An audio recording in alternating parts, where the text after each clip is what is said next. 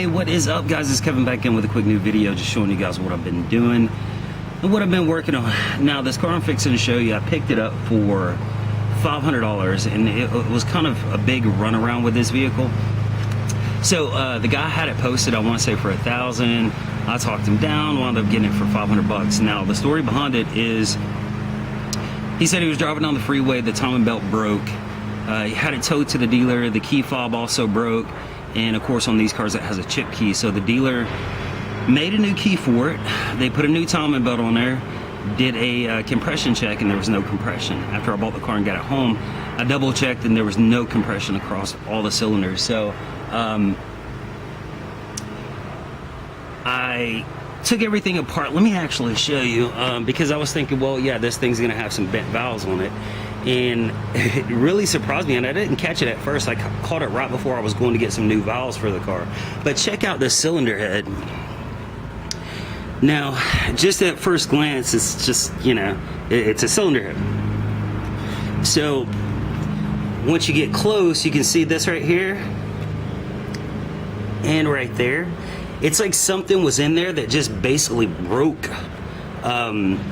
the aluminum between the cylinders. I have no clue. I didn't find anything in there in the combustion chamber or anything like that, but I've never seen anything like that. It's really, really crazy. But anyway, the car is this is a 2006 Mitsubishi Eclipse, and the damn thing is clean. I mean, it really is clean. It's got 186,000 miles on it. Now, the hard part was when I got the cylinder head back on. When I bought the cylinder head, which it was, like I said, $60, I already had a head gasket, so I didn't have to spend any money on that. But after I got the cylinder head back on, the damn thing would not start. And I was thinking, did I do something wrong, or what the hell is going on? And come to find out, and I just went on a whim, this is the key that the guy gave me, and this key was not programmed to the car, so I had to go and get my key guy to come over and make this key for me. Let me start it up for you.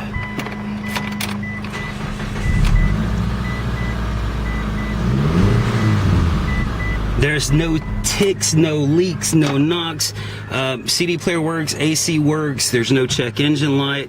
Has a clean title. It has current emissions.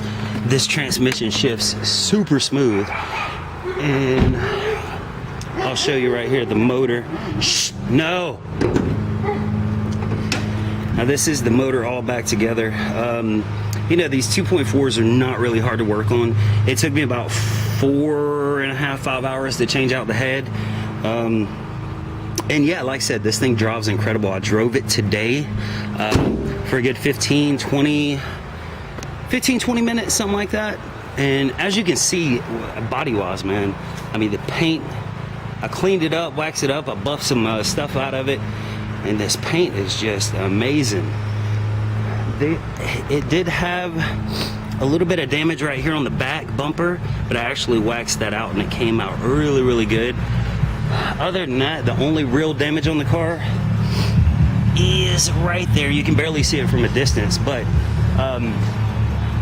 considering I've got $500 for the car, $500 for the car, $60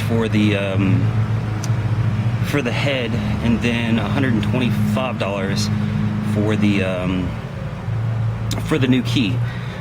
So, you know, it's right, give or take a little bit, right around $700. And this car's book value is like $4 grand. So, you know, I'm still not gonna make a whole lot of money off of it, because I just, you know, I'm gonna sell it cheap. I would keep it, but I don't need it right now. These cars are just too damn small. They got no back seats whatsoever. So yeah, that's pretty much it. I'm about to run out of memory on my phone anyway, but that's pretty much what I've been doing. Not too bad for $700. I wish I could have got it for cheaper, but it is what it is. I'll talk to you guys later.